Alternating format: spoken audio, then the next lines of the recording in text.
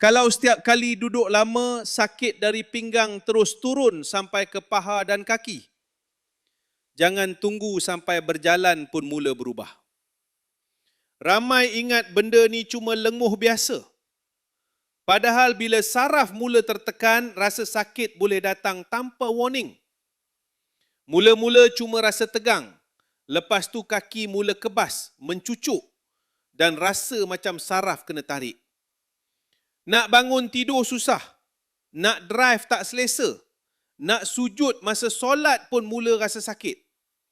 Sebab tu ramai sekarang mula amalkan kapsul seketika sebagai ikhtiar harian.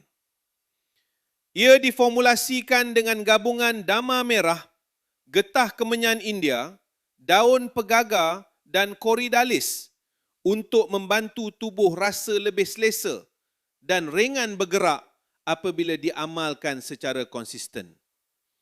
Apa yang buat ramai lebih yakin? Kapsul seketika merupakan produk keluaran Bumiputera, telah diuji oleh makmal Allied Chemist dan mempunyai Certificate of Analysis sebagai bukti ujian keselamatan produk.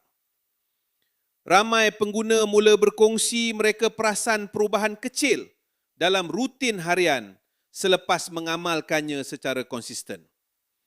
Kalau korang pun dah mula rasa simptom macam ni, jangan tunggu sampai aktiviti harian terganggu. Tekan pautan yang tertera di bawah sekarang dan lihat promosi kapsul seketika yang masih berlangsung hari ini.